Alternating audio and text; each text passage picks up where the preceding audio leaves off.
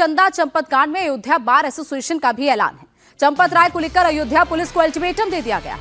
Ayodhya bar association ने 72 घंटे का अल्टीमेटम दिया है, जिसमें यह कहा गया है कि चंपत राय, अनिल मिश्रा और गोपाल राव 3 दिन के अंदर या तो अयोध्या छोड़ दें या फिर उन तीनों के खिलाफ एफआईआर दर्ज हो।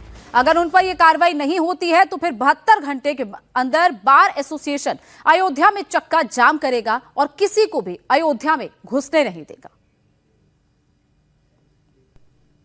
चंपत राय, अनिल मिश्रा, गोपाल राव 3 दिन के अंदर अयोध्या छोड़ के चले नहीं जाए और या तो जेल इनको भेजा जाए।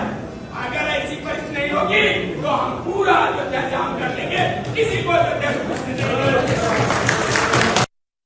चंपत राय, अनिल मिश्रा, गोपाल राव 3 दिन के अंदर अयोध्या छोड़ के चले नहीं जाए और या तो जेल इनको भेजा जाए।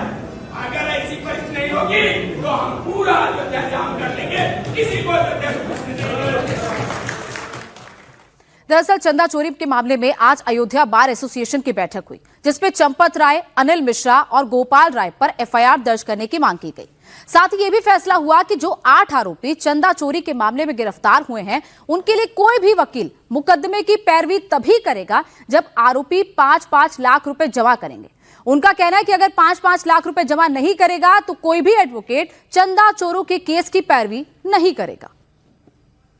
हमारे साथ हैं सर, क्या फैसला हुआ है?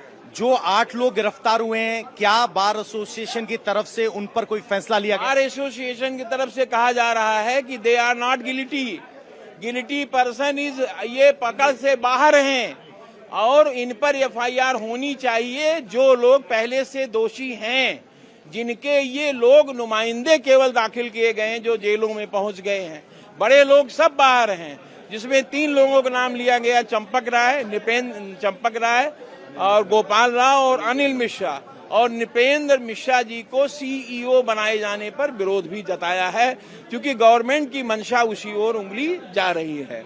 एफआईआर उनके खिलाफ संघ दर्ज कराएगा और आगे चल करके मुकदमा भी लिखाएगा। एफआईआर नहीं दर्ज हुई तो मुकदमा दर्ज कराएगा, पैरवी करेगा, सीबीआई की मांग करेगा और इन लोगों का प्रोसिक्यूशन सपोर्ट करके 15 की कमेटी उनका विरोध करेगी कि वो जेल से बाहर न आने पाए। 8 लोगों के पक्ष में क्या वकील नहीं खड़े होंगे अयोध्या? खड़े होंगे वो लोग जो चाहते हैं खड़े होना। इतनी बड़ी, कई करोड़ों में क्या अभी तो यही पता नहीं का कितने अमाउंट की चोरी है, तो कम से कम 5 लाख रुपए पर हेड वकील लाके यहाँ जमा करेंगे, प्रमोशनल अमाउंट, और उससे प्रोसिक्यूशन की पैरवी होगी, उनको अधिकृत कर दिया जाएगा। आप चलिए पैरवी। ये पैसे कहाँ से आएंगे? पैसे वो लोग अपने, अच्छा, जो आरोपी है वो कम से कम 5 लाख पर हेड दे और हैं, वो तो 5 लाख तो दे ही सकते हैं। वो 20 लाख ले हमारे 5 लाख संघ को प्रमोशनल अमाउंट दे, जिससे हम अपने प्रोसिक्यूशन की पैरवी करें और हाई कोर्ट और सुप्रीम कोर्ट तक रीट करें। एसआईटी जांच के आधार पर एफआईआर दर्ज हुई है, क्या उस एसआईटी जांच को लेकर भी बार एसोसिएशन में कोई? SIT inquiry is fully governed by the state government, and if the SIT inquiry be not constituted at that time by the state government, then CB inquiry was under the order by the central government. तो SIT की जांच, that is not a confirmed situation, because ये जानबूझ करके जहां चोरी हुई वहीं के मालिक ने उसको तय कर दिया। यहाँ पर केंद्र की सरकार है, वो भी भाजपा की है, तो वहां पर सीबीआई के द्वारा जांच किए जाने की बात की जा रही है। उसमें परेशानी क्या है? अगर मुलजिम नहीं है तो मुलजिम नहीं होंगे, दोषी नहीं है तो दोष उन पे नहीं बनेगा, लेकिन फ्रॉम टॉप टू बॉटम जांच होनी चाहिए। फ्रॉम इनिशियल स्टेज उसके जो आपका इंफ्रास्ट्रक्चर है, जहां से शुरू होता है, ये वहां से जांच होनी चाहिए, तब सारी चीजें क्लियर होगी, कितने लोग दोषी, कितने लोग दोषी। तो वकीलों की ये डिमांड पुलिस के लिए भी एक चैलेंज है। अगर चक्का जाम होता है तो अयोध्या पुलिस को और चैलेंजेस का सामना करना पड़ सकता है। अयोध्या के वकीलों में इतना गुस्सा क्यों है? मीटिंग में आज क्या फैसला हुआ? अयोध्या कोर्ट में वकीलों से बात की हमारे संवाददाता पवन डारा। फैजाबाद बार एसोसिएशन अयोध्या में आज राम मंदिर के चंदा चोरों को लेकर एक विशेष बैठक हुई, जिसमें बहुत सारे फैसले लिए गए। फैसले भी लिए गए और मांग भी की गई। मांग ये की गई कि एसआईटी से न्याय नहीं होगा, सीबीआई से जांच होनी चाहिए। सर, हम आपसे जानना चाहते हैं, एसआईटी की जांच को लेकर आज बार एसोसिएशन ने कहा कि ये काफी नहीं है, क्या क्या फैसले हुए? देखिए, ऐसा बैठक हुई थी, हम तो चूंकि देर में आए थे, बैठक में उपस्थित नहीं थे हम, लेकिन जैसा यहाँ मालूम चला आने के बाद कि अध्यक्ष जी ने काफी हंगामेदार बैठक हुई और यहाँ ये तय हुआ कोई भी अभियुक्तों का वकालतनामा नहीं लगाया।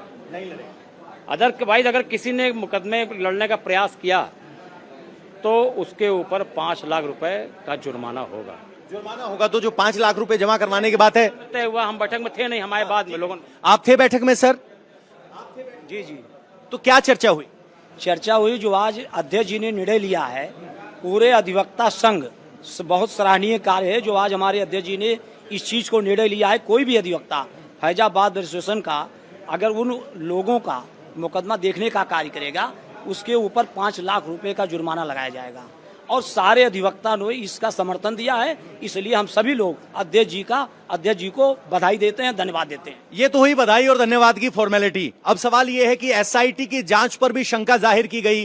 क्या बातें हुई एसआईटी की जांच को लेकर यहाँ बैठक के अंदर? क्योंकि वो कानून है, संविधान के तहत जो है निर्णय लिया जा रहा है, उसके बाद क्या निर्णय आता है फिर वो सारे अधिवक्ता बंधु जैसे हमारे अध्यक्ष जी निर्णय करेंगे उस हम लोग वही सर्वमान्य है। सर, एसआईटी की जांच से वकील लोग संतुष्ट हैं या सीबीआई की जांच की जो बात अध्यक्ष कर रहे हैं उस पर सहमत है? मैं अध्यक्ष जी से और अधिवक्ता संघ के निर्णय से सहमत हूं, बस इतने कहना है।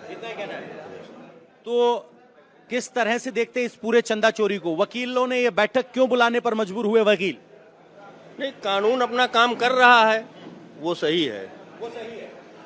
भाई साहब, बैठक हुई तो क्या चर्चा हुई? पूर्व मंत्री जी बताइए। आप तो बताइए, उनसे भी है पूछिए। देखिए, बैठक में ये चर्चा हुई कि ये हमारी आस्था का प्रश्न है, आस्था का विषय है। 500 वर्ष बाद ये स्थिति आई है, मंदिर बना। ये भगवान श्री राम की कृपा ही है कि आज ये बात उठी और मामला ये जो है सुर्खियों में आया। और जब से मंदिर का उद्घाटन हुआ है तब से आज तक पता नहीं कितना चोरी हो गई है। तो ये मुद्दा अपने आप में आस्था का विषय है, इसलिए वकीलों का निर्णय ठीक है, क्योंकि आस्था से बढ़ के कुछ नहीं है।